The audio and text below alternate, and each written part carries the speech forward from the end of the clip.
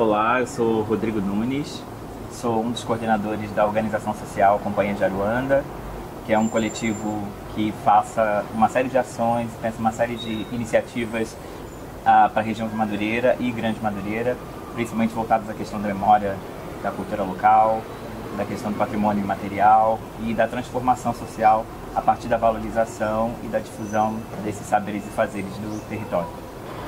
Eu sou a Thelma Vilas Boas, paulistana e propositora do projeto Lanchonete Lanchonete, que fica na Pequena África, bairro da Gamboa, na cidade do Rio de Janeiro. É um projeto também que trabalha com a população local, principalmente crianças, jovens e mulheres negras, mães solo, que habitam em ocupações irregulares da região. Para pensar essa questão de alargar essa noção do viver, de pensar o território, acho que para mim veio muito por conta da ancestralidade e da cultura ancestral que eu tenho, né? Eu acho que eu só tive noção e ideia, né, do quão importante era o lugar em que eu vivia, a cultura desse lugar onde eu vivia, as pessoas que percorreram as mesmas ruas que eu vivia, a partir do momento que eu tive contato com esse viés cultural de entender, muito por conta de Mestre Darcy Jongo, né, de entender que a comunidade em que eu vivia, né, que às vezes a gente vê muito num lugar, né, ensinam a gente a ver muito num lugar do ai, não tem nada, não tem cultura, não tem acesso, não tem educação, não tem saúde, é violenta, enfim, né? E a gente, de alguma maneira, vai meio que aceitando, né, esse lugar, né? E aí quando chega alguém e mostra, olha, seu lugar tem essas questões, mas ele também tem essas outras questões que são incríveis, né? E você começa a entender a história do seu lugar, quem foram as pessoas incríveis que percorreram aquelas mesmas ruas. Você começa a dar uma virada de chave e ampliar esse olhar, né? De entender que o lugar que você vive, apesar das precariedades, ele também pode ser um lugar muito potente, um lugar de visibilidade, de questões de valorização de quem você é e de saber quem você é, né? Então, acho que esse start, no meu caso, veio muito nesse sentido, de entender que o lugar onde eu vinha, para além das questões, né, de violência, de falta de acessos, era um lugar que durante muito tempo preservou uma tradição e que fez com que essa tradição chegasse até a minha geração, e a partir dessa tradição é que eu pude ampliar essa minha perspectiva de mundo, né?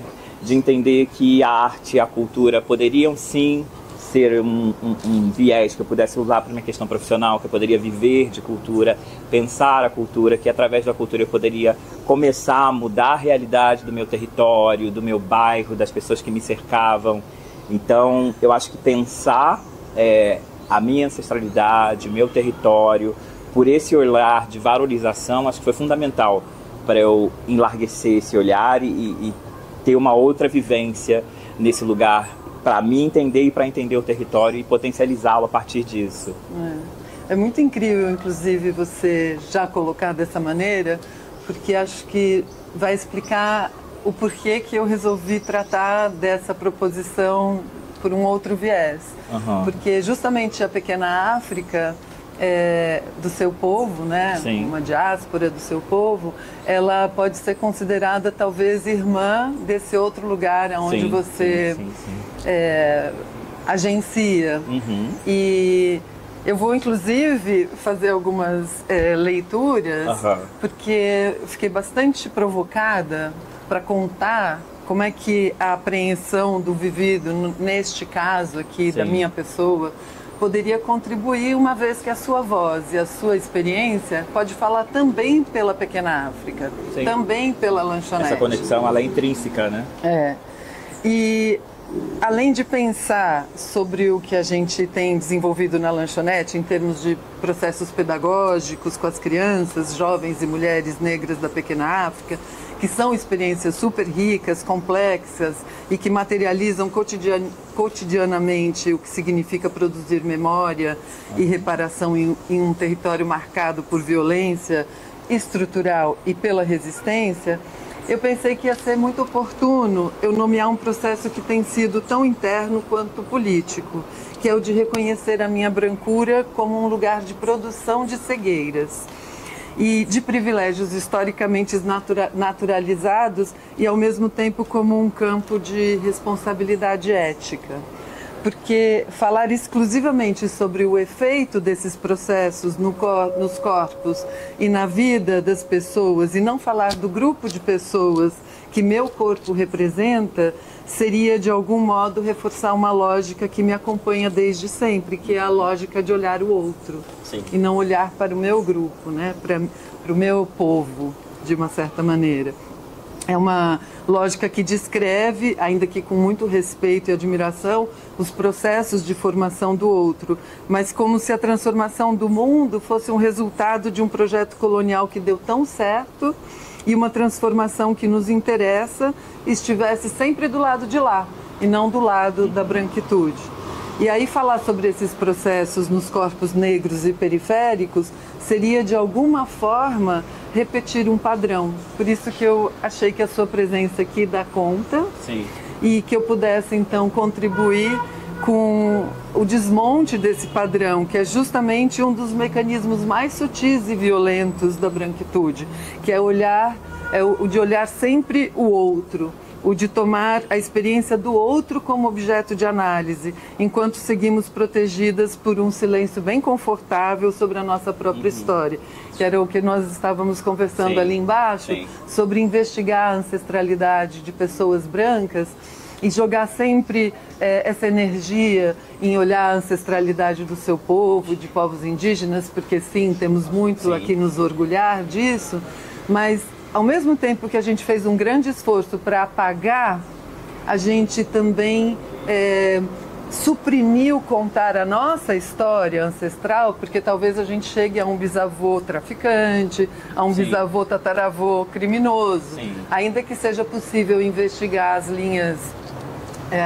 genealógicas e descobrir se seu avô era de qual lugar da Europa. Mas a gente não conta exatamente como eles chegaram até o Brasil. Eu acho que assim, são exercícios parecidos, né? Que eu acho que essa questão do voltar o olhar para si mesmo, para entender quem você é, de onde você veio, qual a sua origem, mas com vieses diferentes, né? Enquanto você está trazendo esse lugar de olhar desse lugar da branquitude, de entender também as suas responsabilidades, né? E enfim, e o que essas ações causaram, esse olhar para si mesmo, no meu caso, no meu ponto de vista, tem esse lugar da valorização, né? Porque durante muito tempo é isso. Não tem nada, não sabe nada, não contribui para nada, né? Então, tentando desumanizar o tempo inteiro. Então, assim, eu acho que nos nossos dois casos, né? Eu acho que esse olhar para si mesmo, para a partir disso, né? Dessa autoanálise, entender também o território em que se está, eu acho que é também um ponto de encontro desse lugar, né? E aí, por exemplo, essa conexão de territórios que a gente tem, né? Além da questão da negritude, que é muito forte tanto na Pequena África quanto em Madureira, tem também pessoas que saíram de um lugar e foram para outro, né? A gente tem um caso muito emblemático que é o Paulo da Portela, que foi da Pequena África, percorreu aqueles espaços e depois migrou para Madureira e fundou uma das grandes escolas que é a Portela. Então, eu acho que esses dois territórios, eles se reconectam por essa questão da ancestralidade também, né? E de alguma maneira, essa ancestralidade que num primeiro momento chega na Pequena África e depois a expulsa para as periferias, para a Zona Norte, para a Baixada Fluminense, ela de alguma maneira leva consigo as suas sociabilidades que fazem com que a gente se reconectem, né? Porque essa memória, essa identidade, essa cultura, ela está presente e ela está viva nesses dois territórios, né? A Pequena África talvez muito mais por conta dessa questão de também ter a memória material, né? Do caso do Valongo, de outros prédios, enfim. Tem essa materialidade da história ali presente, mas eu acho que essa ancestralidade ela se faz presente também nas sociabilidades que a gente encontra no território, né? E de como essa história desse território, essa sociabilidade desse território influenciam na maneira como essas vidas, essas pessoas que vivem nesses territórios podem se potencializar, né? Que eu acho que é o grande objetivo de nós dois aqui, né? Que é de alguma maneira viabilizar que essas pessoas se potencializem, que consequentemente esse território também, né, se potencialize, fique cada vez mais forte e mais vivo, né? Eu acho que tem esses encontros. Exatamente. O desejo de potência, no caso aqui, que eu trago então para a gente conversar, é justamente a gente perceber como que pessoas brancas em lugares de gestão, por exemplo, e aí eu vou fazer um recorte bem assim, cirúrgico, mulheres brancas em lugares de gestão, em espaços de cultura da Gamboa? Somos algumas hoje em dia. E quanto que os nossos projetos podem, de fato, afirmar as potências. E através de que meios a gente tem feito essa afirmação das potências. E o quanto a gente tem olhado para a gente enquanto gestora branca. E inclusive na figura da mulher. Em relações que são muito nutridas por pequenas ou grandes confusões da maternagem, do assistencialismo, da caridade, da bondade, que cola muito rapidamente na figura da mulher. E aí, voltando também para Pequena África, com toda a sua potência, ela também é uma potência de especulação, de capital simbólico. E não é à toa, ainda que eu tenha uma história que não interessa aqui, mas não é à toa que eu, mulher branca, chego como artista na Gamboa. É o lugar mais perto para alguém que vem de São Paulo e tem já um trabalho de justiça social e reparação, chegar na Gamboa, né? Porque eu chego no centro, desço na rodoviária. Ou seja, tem muitas coisas que indicam aí os fatores que contribuem, inclusive, à minha circulação no território, que é o tal do privilégio branco. O tal da mochila invisível, que a Peggy McIntosh, eu acho que ela faz uma grande contribuição, que é uma mochila cheia de ferramentas, que a todo momento eu posso tirar coisas que eu nem faço ideia que tenho durante muito tempo, mas que me desloca com facilidade e faz com que eu possa empreender um movimento, um trabalho artístico na Gamboa.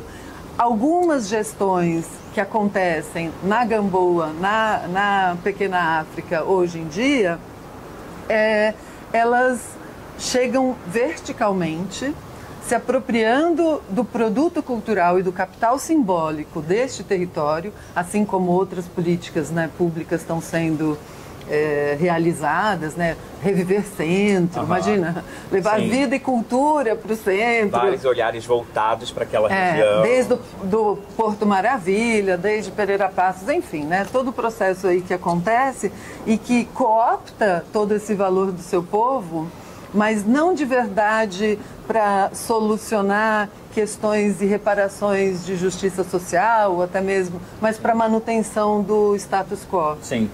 Que é, ok, nós estamos aqui protagonizando uma gestão de produção de potência.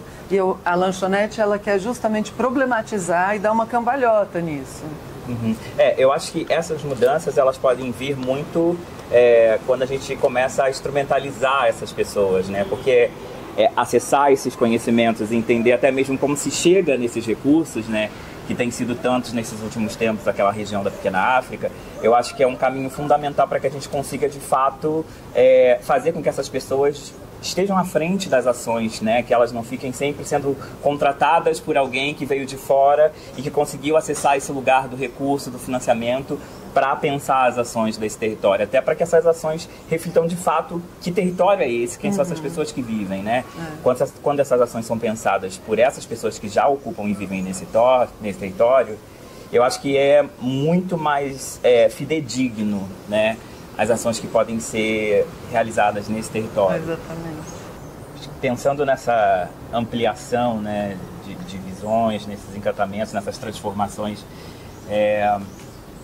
eu acho que a partir desse momento que eu me dou conta, né, enfim, eu tô aqui, eu sou um homem negro que vivo nesse lugar, que é um território que preserva uma tradição e que, de alguma maneira, essa tradição transformou a minha maneira de me ver e de ver o território em que eu vivo, valorizando muito mais, né? Eu acho que foi esse start que fez com que a gente também tivesse a vontade de que outras pessoas tivessem esse mesmo olhar, né? E aí surge a Companhia de Aruanda e as ações que a gente vem desenvolvendo pensando esse território. E aí são várias, né? Ligadas principalmente à questão da tradição em si, né? A gente, durante muito tempo, até por conta das questões da própria concentração de renda, né? A gente sempre fez muitas atividades e sempre pensou oficinas, apresentações culturais e uma série de coisas sempre no eixo centro-zona sul, né? Durante muito tempo, a gente fez a maioria das nossas atividades, tanto oficinas como apresentações, palestras, rodas de conversa, todas para esses territórios, principalmente centro, né? E aí, num dado momento, a gente se deu conta a gente nasceu no território, a gente aprendeu tudo isso que a gente sabe nesse território e a gente não está realizando as ações nesse território, né?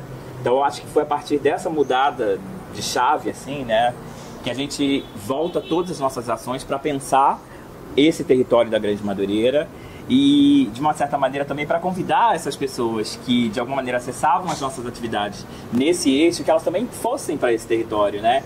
Que acho que dialoga muito com o lugar da gente ocupar a cidade como um todo, por inteiro, né?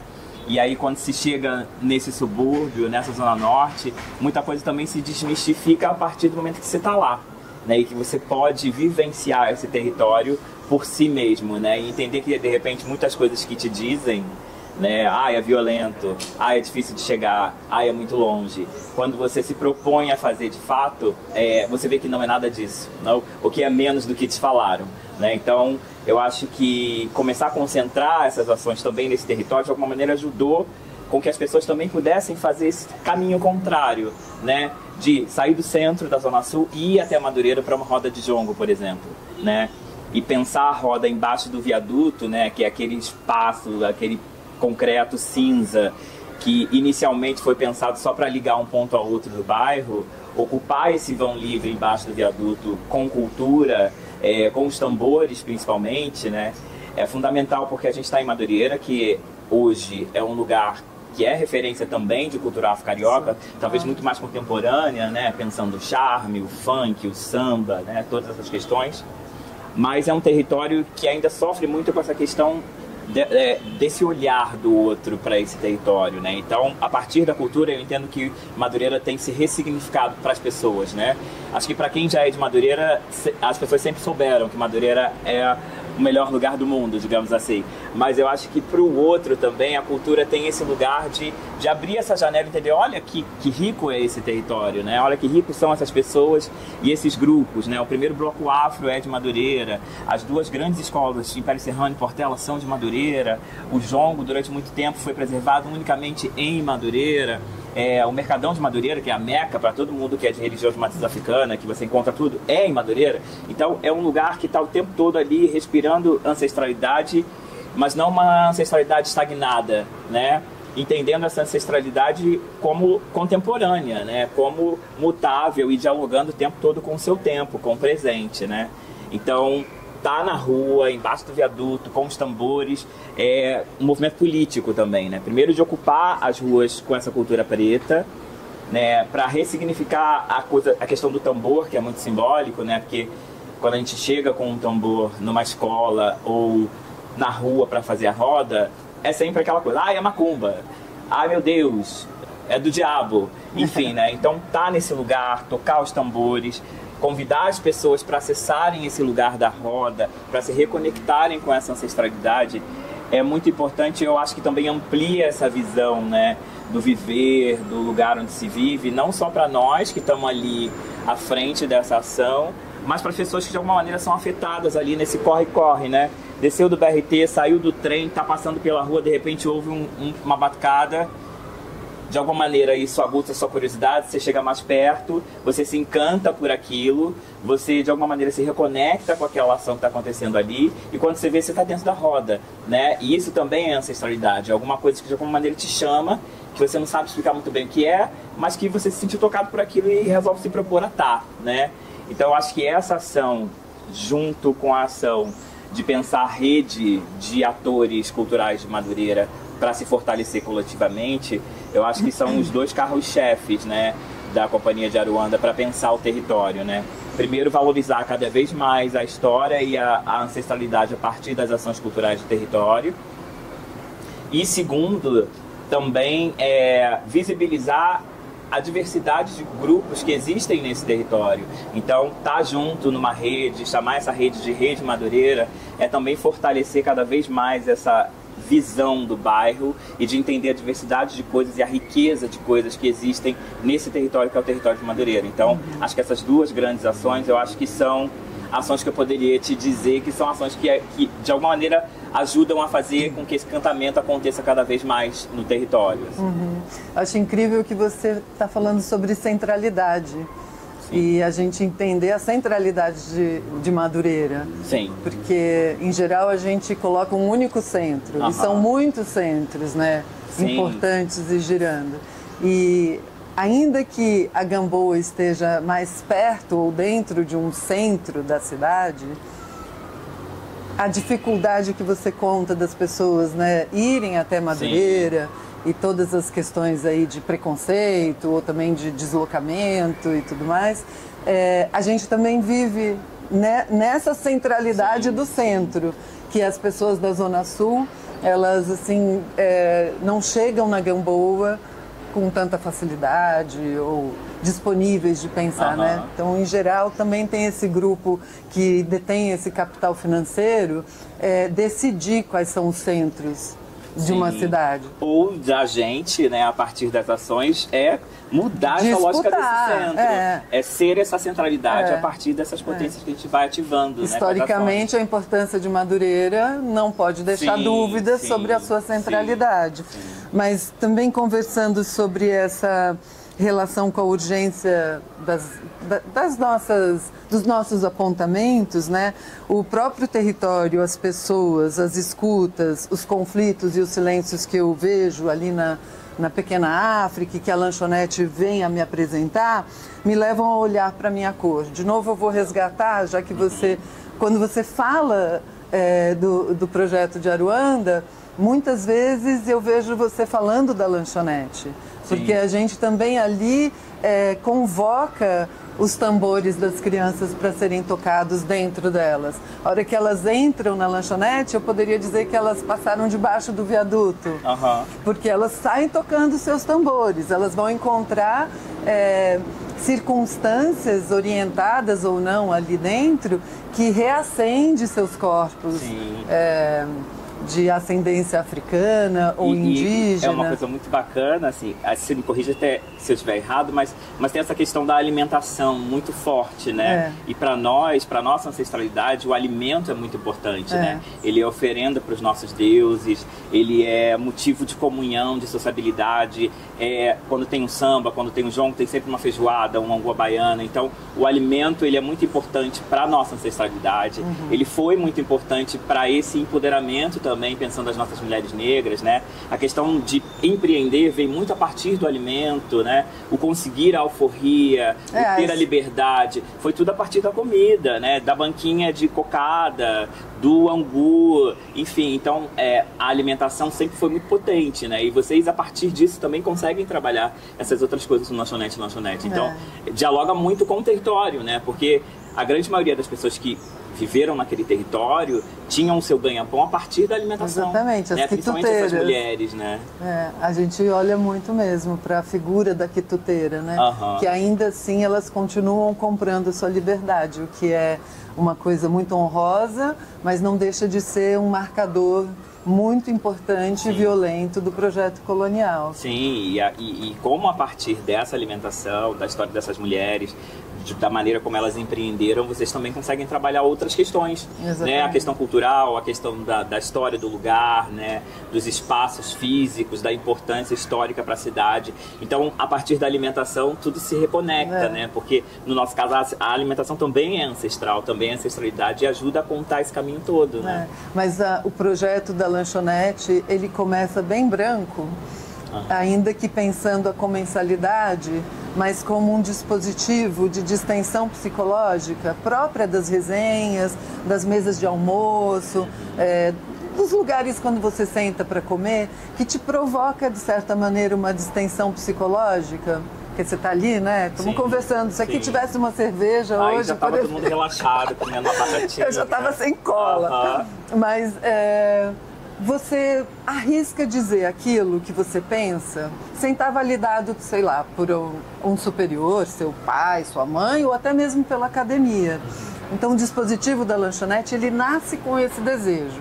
Como que a gente poderia colocar em crise o campo da arte, que vinha produzindo a manutenção do status quo, vem produzindo. Eu acredito muito na arte, eu sou uma artista, educadora, pedagoga, mas para mim é muito duro ver que esse dispositivo de tamanha potência tenha sido tão cooptado pelas commodities, ou tenha se transformado em commodities, ou tendo sido cooptado pelo capital. E aí reforço, lá na Gamboa, na Pequena África, práticas artísticas estão cooptadas pelo capital também. Sim. Tem alguns agenciamentos ali que eles não estão trabalhando a favor da potencialização de outras vozes, que não precisam de espaço para falar, ou não precisamos dar voz, porque todo mundo dá voz. O que a gente precisa dentro dessa gestão branca no campo da cultura é visibilizar essas vozes. Sim. Então, através da comensalidade, as conversas começaram a aparecer. E ao longo do tempo surgiu então a questão da fome. O que vai me dando cada vez mais a consciência e a responsabilidade de um trabalho que estava incidido num território tão afetado, né, pela vulnerabilização e o empobrecimento causado pelo projeto. Então, quando eu penso a provocação de um gesto comunitário como um gesto de reencantamento, eu penso que o processo de atuação no campo da memória, que é tão central na lanchonete também, me colocou diante da desnaturalização da branquitude como uma identidade política. E a ideia de que a branquitude não é uma condição natural ou biológica, mas uma identidade histórica e política construída, e justamente por ser construída, ela deve ser desnaturalizada, desmontada e politizada. E a lanchonete convoca as pessoas brancas a deixarem de se esconder atrás de uma suposta universalidade racial e a se reconhecerem como sujeitos históricos implicados na manutenção da desigualdade. E o que eu tenho aprendido lá é que, vivendo essa experiência cotidiana de produção de um arquivo vivo com a história das crianças e das mulheres, é que memória não é uma coleção de passados, mas é uma disputa de presentes. E é aí que eu quero entrar, disputar essa produção de memória. Mas é uma luta por reescrever a história em tempo real, por criar novas formas de existência política e estética no mundo. E nesse sentido, o que eu tenho pensado é que os processos educativos e de memória da lanchonete, como um campo de enfrentamento de colonialidade da escuta, me leva a confrontar os olhares coloniais internalizados. E eu reconheço o quanto o meu olhar foi e ainda é atravessado por isso. O meu desafio enquanto pessoa branca é tensionar esses filtros, e a lanchonete pretende provocar esse tensionamento desses filtros em outras pessoas brancas que venham a se aliançar com a gente. E o campo educativo como um espaço de transformação, mas sempre colocando em crise as pessoas brancas que venham a se envolver com isso, entendendo que a colonialidade não é apenas uma realidade externa, mas ela reestruturou a minha forma de olhar, desde sempre, o meu jeito de ouvir, o meu jeito de me mover no mundo. E esse desafio ético que a lanchonete me impôs, que é construir junto, sem ocupar o centro, mas sem também me esconder num lugar de paralisia culpada, o que acontece muito. Uma tremenda dor e uma culpa que paralisa muitas pessoas e elas deixam de avançar nesse processo de investigação. E para falar a partir da minha branquitude, mas não a tornar agora protagonista do debate, mas sim fomentar condições materiais e simbólicas para que as outras vozes da memória estejam no centro da cena. Então, o alargamento do vivido para mim tem sido a experiência de deixar de entender a história da colonização apenas como um passado distante e passar a compreendê-la como algo que eu continuo performando, consciente ou inconscientemente, porque muitas vezes eu nem percebo como eu estou reproduzindo essa colonialidade. Isso significa, então, voltar a olhar para as não-memórias que nos constituem enquanto sujeitos brancos. Essa história que a gente estava falando, né, das memórias, mas quais são as não-memórias? E por que a gente tem salvaguardado tanto essas não-memórias? Isso me faz perguntar quais são as histórias da colonização e da escravização que habitam ou deixam de habitar corpos como o meu, os meus afetos e as minhas pedagogias de pessoa branca. Quais são as ausências que eu sigo cultivando para não enfrentar a nossa própria implicação nos processos históricos? Não se trata de recentralizar a narrativa em mim ou em pessoas brancas, nem de transformar a reflexão sobre a branquitude em um novo protagonismo no debate racial. Mas é um esforço de me colocar e de colocar outras pessoas brancas que atuam em campos similares, e especialmente na Gamboa, numa posição de escuta ativa e de responsabilidade ética.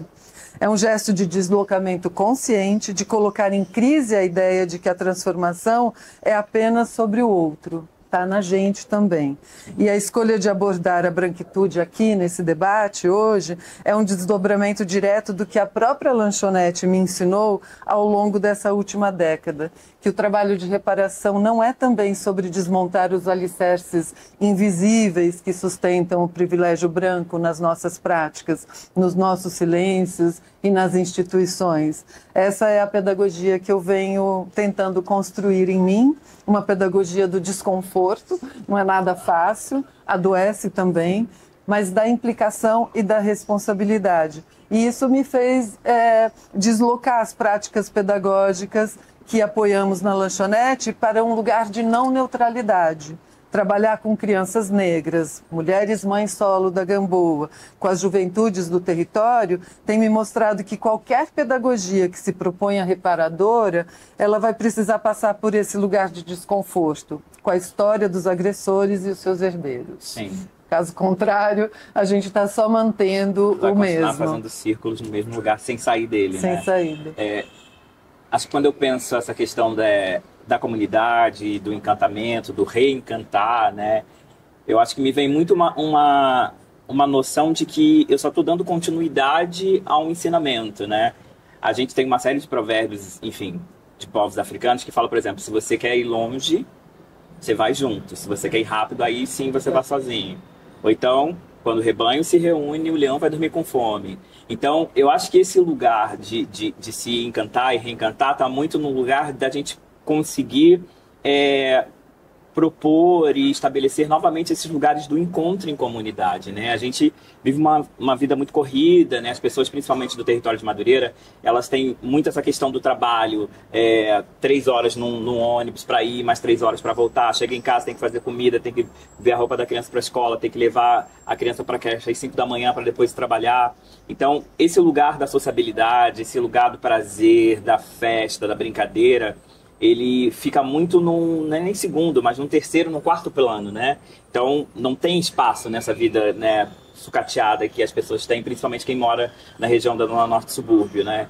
Então, propor às pessoas que ocupem a praça, que ocupem a rua com uma roda de jongo embaixo de um viaduto para convocar esse encantamento através do ensinamento ancestral, eu acho que é o caminho. Eu acho que a nossa ancestralidade diz o tempo todo que a gente é muito mais feliz no coletivo, né? Uhum. Seja na roda de samba, na roda de jongo, seja num xerê de candomblé, seja vivendo uma comunidade ou ressignificando e recriando uma comunidade a partir da sua religião, porque é isso, né? Quando eu entro no meu terreiro, eu tenho de novo um pai, eu tenho um outro pai, eu tenho uma mãe, eu tenho irmãos. Então, é você recriar essas comunidades, entender que a partir dessa coletividade a gente consegue ir muito mais longe e muito mais forte, né? Então, eu acho que esse lugar do encantamento, do reencantar, está muito no lugar da gente voltar a brincar, né? Que é o que a nossa ancestralidade sempre diz, que a partir da festa a gente consegue lutar, a gente consegue reivindicar, visibilizar territórios.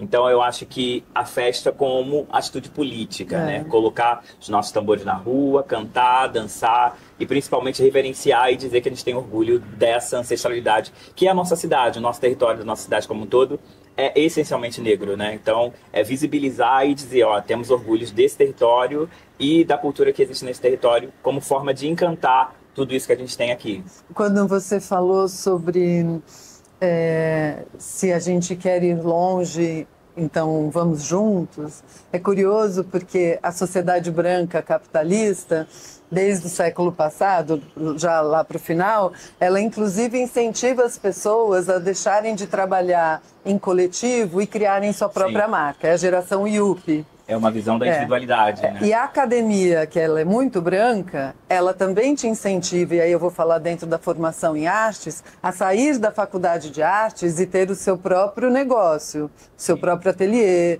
entrar numa bienal, etc e tal. Mas nunca transformar a sua experiência artística, o seu espaço de criação artística... Numa experiência coletiva. Numa né? experiência coletiva. Então é bastante flagrante. É porque às vezes a gente cai num lugar muito equivocado, né? De que se eu tô num coletivo, eu vou me invisibilizar individualmente. Muito pelo contrário, né? O coletivo ele só te potencializa individualmente. Então, entender que a coletividade ela é fundamental para que a gente consiga seguir adiante cada vez mais forte, eu acho que é o caminho para que a gente consiga encantar e reencantar todos os vetores da nossa vida. Eu acho que mas a sociedade eurocentrada, ela desde sempre ela foi saqueadora.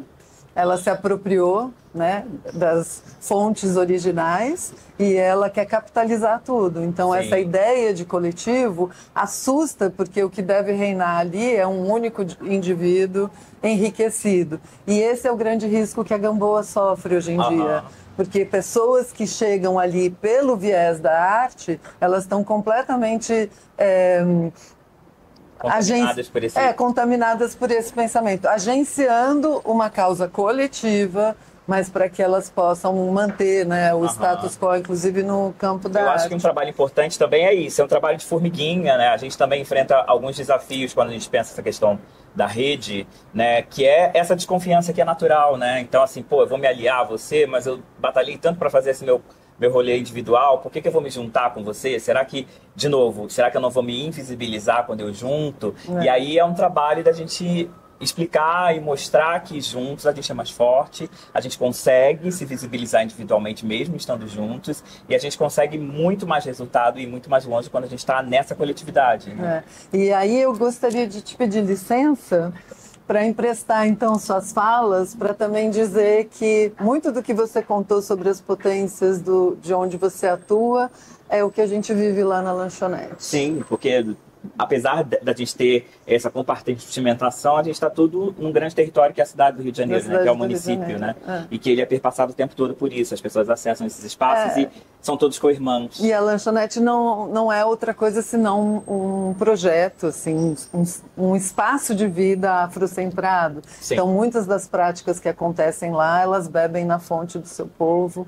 A gente usa a comida como a gente estava conversando, a aula de percussão, capoeira, uma biblioteca que tem um casting de livros, assim, todos afrocentrados. Mais uma prova de como a coletividade é importante, né? Porque a partir desse encontro, você me conheceu mais, eu conheci mais você, a lanchonete, a gente pode, a partir daqui, pensar ações em coletividade, pensar coisas em comum. Então, o encontro ele só traz coisas positivas para todo mundo, assim. Então, eu acho que o caminho é isso, a gente só pensa no que a ancestralidade já disse pra gente há muitos e muitos anos atrás. Muito bom. Muito obrigada.